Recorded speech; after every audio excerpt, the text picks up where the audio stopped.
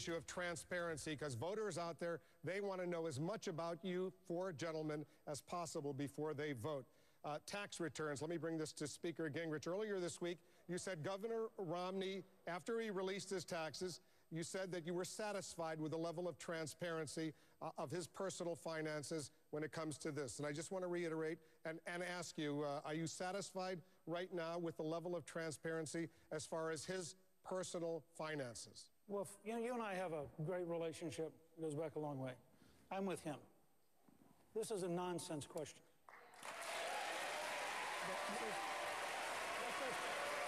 Look,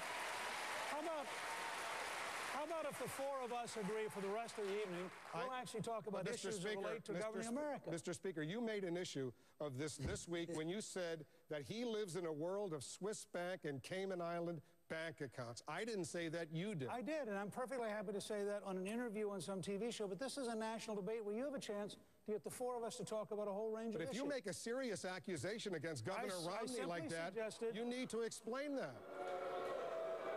You want to try again? I mean, wouldn't it be nice if people didn't make accusations somewhere else that they weren't willing to defend here? Okay. All right.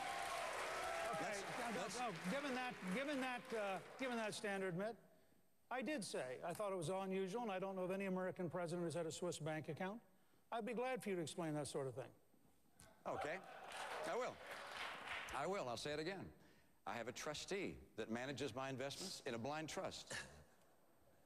That was so that I would avoid any conflicts of interest. That trustee indicated last week when he was asked about this, he said that he wanted to diversify the investments that I had. And for a while, he had money in a Swiss account reported in the U.S., full taxes paid on it, U.S. taxes. There's nothing wrong with that. And I know that there may be some who try and make a deal of that, as you have out publicly. But look, I think it's important for people to make sure that we don't castigate individuals who've been successful and try and, by innuendo, suggest there's something wrong with being successful and having investments and having a return on those investments. The Speaker, you've indicated that somehow I don't earn that money. I have earned the money that I have. I didn't inherit it. I take risk. I make investment. Those investments lead to jobs being created in America. I'm proud of being successful. I'm proud of being in the free enterprise system that creates jobs for other people. I'm not going to run from that. I'm proud of the taxes I pay. My taxes plus my charitable contributions this year, 2011, will be about 40%.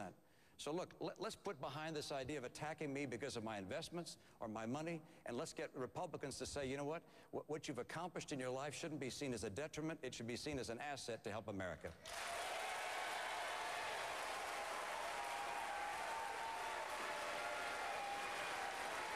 Mr. Speaker, I'm ready to move on if you are. What? I said I'm ready to move on to the next subject if you are. I'm happy to. I'm happy to simply say, you know, it would be nice if you had the same standard for other people that you would like applied to you and didn't enter into personal attacks about personal activities about which you're factually wrong. So I'd be glad to have a truce with you. But it's a two-way truce.